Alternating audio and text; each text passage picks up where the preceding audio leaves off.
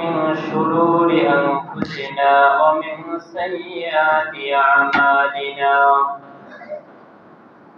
من يهده الله فلا مضل له ومن يضلله فلا هادي له وأشهد أن لا إله إلا الله وحده لا شريك له وأشهد أن محمدا عبده ورسوله الذي أرسله بالحق بشيرا ونذيرا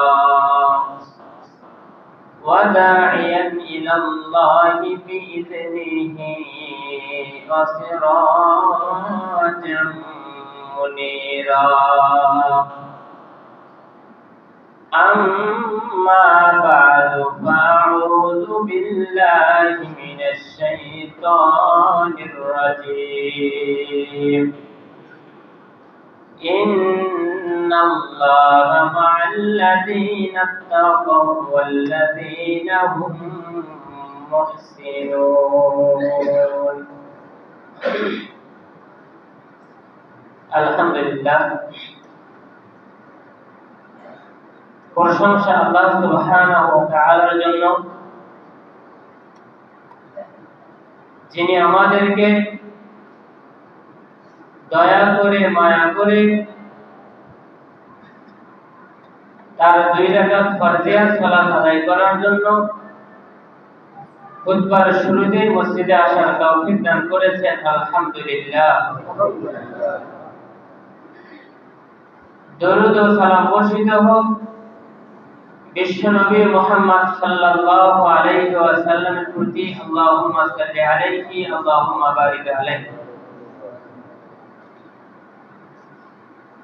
আল্লাহ সুবহানাহু ওয়া তাআলা আমাদেরকে মানুষ হিসেবে সৃষ্টি করে আমাদের ইহকালীন জীবন সুন্দর এবং সুখময় করতে প্রত্যেক মুসলমান জাতির ভিতরেই আল্লাহ সুবহানাহু ওয়া তাআলা সমাজ ব্যবস্থা, সমাজবদ্ধ জীবন যাপন তিনি দিয়েছেন। যারাই যেখানে মুমিন সেখানেই তাদের একটা সমাজ আছে, তাদের একটা গ্রাম আছে। যেই গ্রামে, যেই সমাজে তারা একে অপরকে সাহায্য সহযোগিতা করার মাধ্যমে তাদের জীবনকে তারা সহজভাবে উপভোগ করছে। একজন মুসলিমকে যদি কোনো কাফের রাষ্ট্রে ছেড়ে দেওয়া যায়,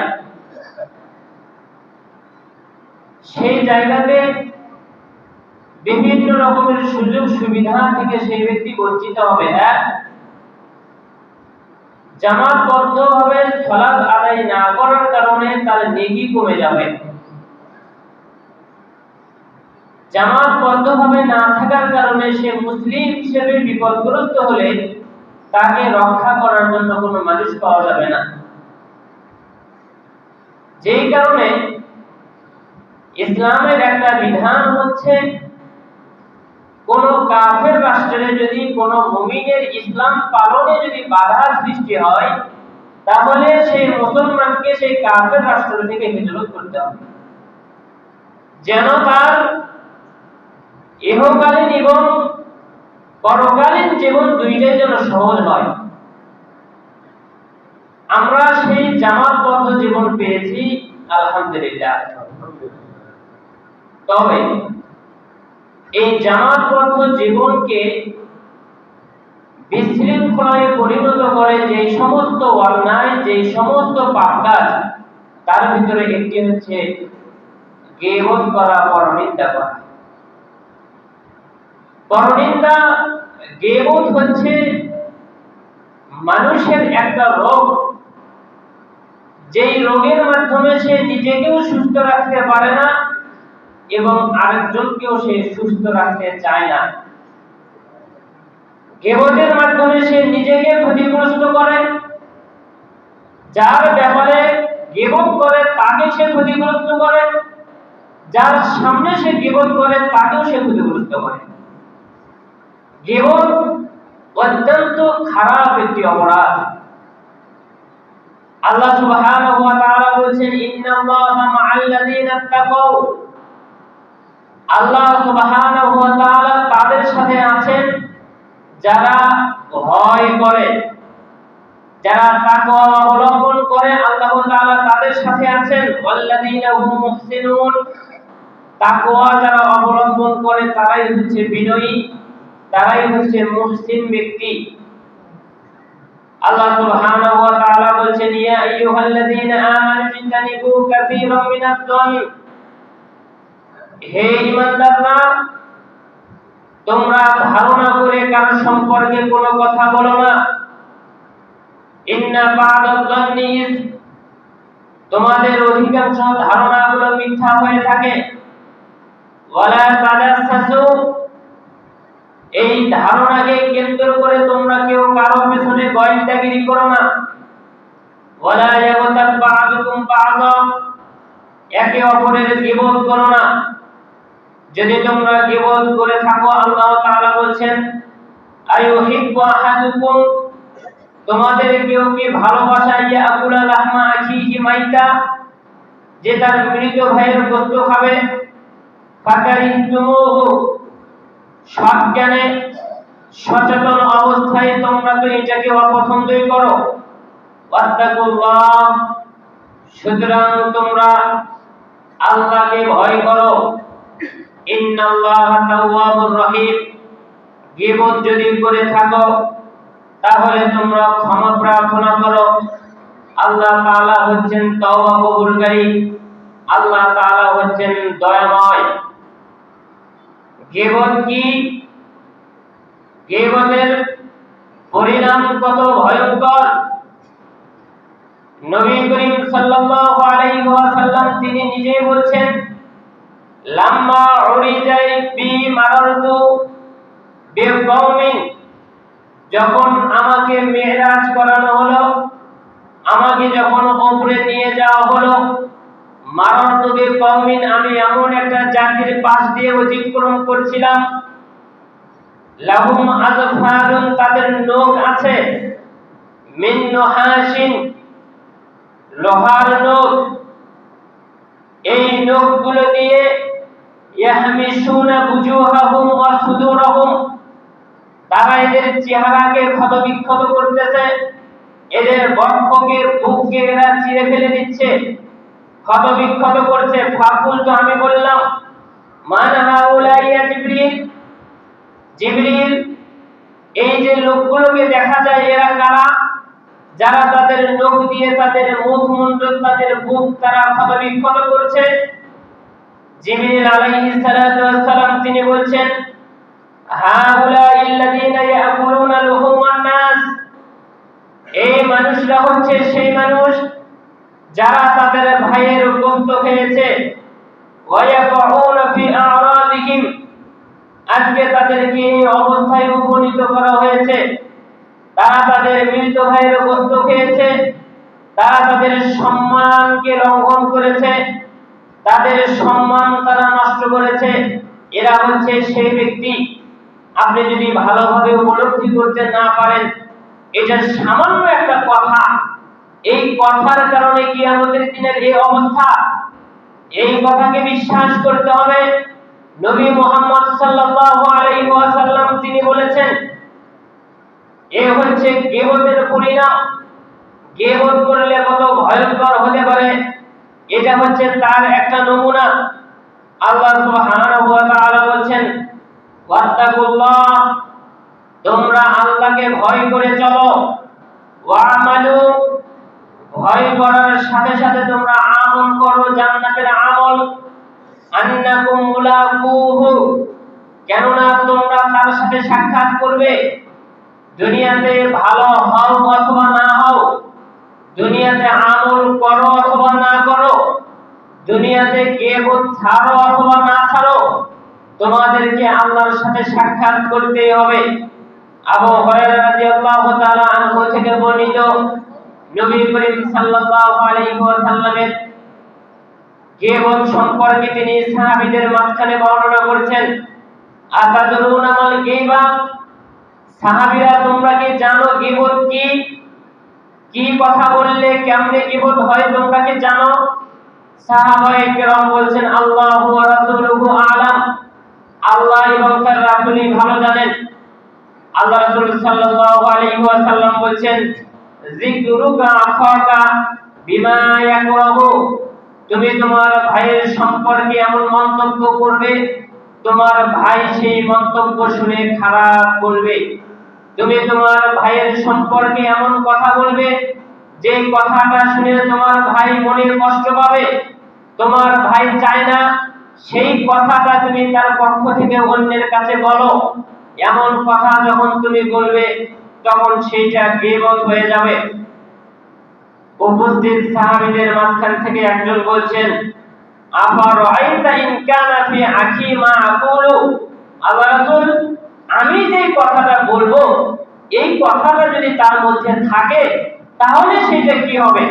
আল্লাহ রাসূল সাল্লাল্লাহু আলাইহি ওয়াসাল্লাম বলেন, ইন কানা ফিহি মা তাকুলু ফাকাদিন তাবতাহু, তুমি যে কথাটা বলছো এটা যদি তার মধ্যে থাকে তাহলে তুমি গীবত করলে। অর্থাৎ যে অন্যায় করেছে ওই অন্যায়ের কথা যদি তুমি বলো তাহলে তুমি গীবত করলে। ফাইল্লাম ইয়াকুন ফিহি ফাকাদ বাহাত্তাহু, যদি সেই জিনিসটা তার মধ্যে না থাকে তাহলে তুমি তাকে মিথ্যা অপবাদ দিলে, তাহলে তুমি তাকে মিথ্যা অপবাদ দিলে। তাহলে বোঝা যায় যে ব্যক্তির কোনো কথা প্রকাশ করার মাধ্যমে জাতির কোনো উন্নতি নাই, যে ব্যক্তির কোনো কথা প্রকাশ করার মাধ্যমে সমাজের কোনো উন্নতি নাই। আপনি মজা নেওয়ার জন্য উল্লেখ করতেছেন, আমি মজা নেওয়ার জন্য উল্লেখ করতেছি, সেই ব্যক্তিকে ছোট করার জন্য আমি উল্লেখ করতেছি, এমন কথা তার ভিতরে যদি থেকেও থাকে তাহলে আমি সেটা বলতে পারবো না, এটা আমার জন্য হারাম। উদাহরণস্বরূপ আমি আপনাকে বলছি, গ্রামের ভিতরে একজন মহিলার সাথে আরেকজন স্বামীর ঝগড়া লেগে গেল, স্বামী স্ত্রী ঝগড়া লেগে গেছে। এই স্বামীকে আপনি পছন্দ করেন না, আব্দুল কুদ্দুস ঝগড়া করেছে, এই আব্দুল কুদ্দুসের গল্প আপনি তুলছেন এখন গাবতলীতে, আপনি বলতেছেন আব্দুল কুদ্দুস ওর বউয়ের সাথে ঝগড়া করলো, এতই মুখ খারাপ, এতই গালাগালি করলো, এতই মার দিল, কোন স্বামী তার বউকে এত মার দেয় না। এই কথা বলার মাধ্যমে আপনি কি বলতে যাচ্ছেন? আপনি কি বোঝাতে যাচ্ছেন? এই আলোচনা করাতে গাবতলীতে কিসের উন্নতি হবে? আপনারই কিসের উন্নতি হবে? সমাজের কি উন্নতি হবে? যেই কথার মাধ্যমে সমাজের উন্নতি নেই, যেই কথার মাধ্যমে তার উন্নতি নেই, যেই কথার মাধ্যমে মানুষের উন্নতি নেই, এমন কথা মানুষের সম্পর্কে বলাই নিষেধ।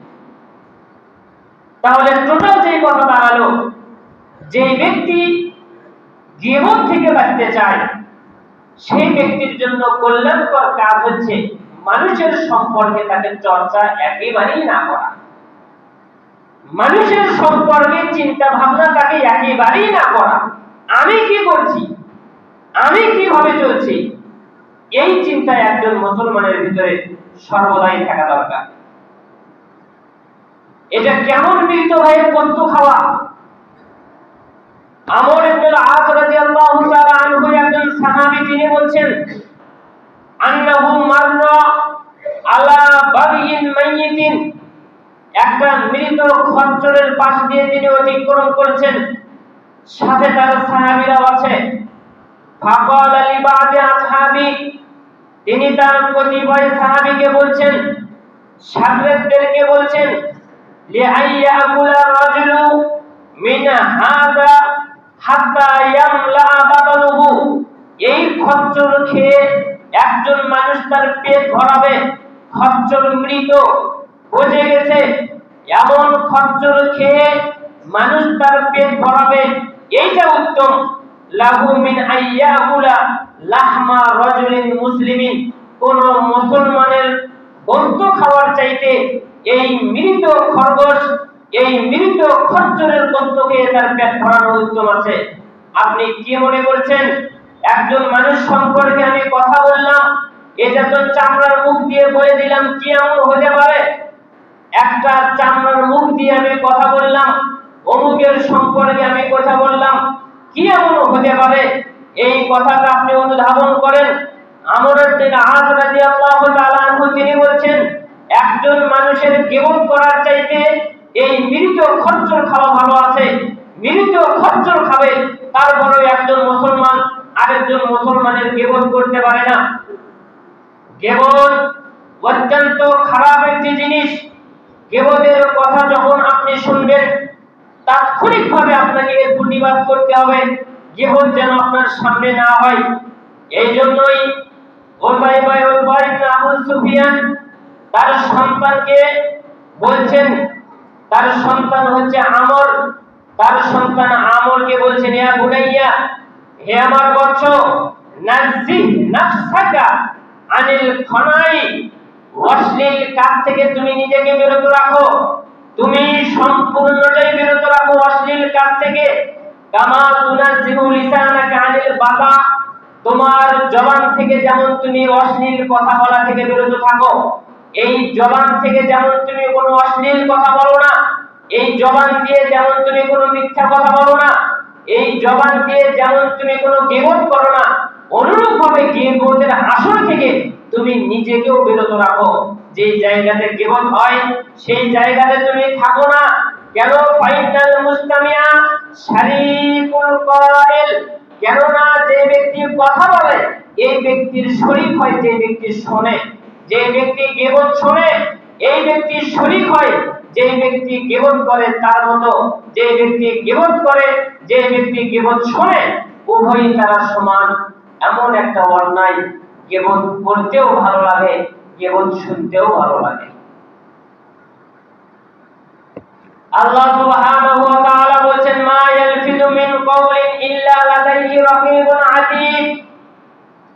বান্দা ভালো করে শোনো, মানুষ তার জবান দিয়ে কোনো কথা উচ্চারণ করে না, তবে যেই কথাই উচ্চারণ করে সেই কথার পেছনেই একজন রাকীবুন আছে, একজন আতীদ আছে।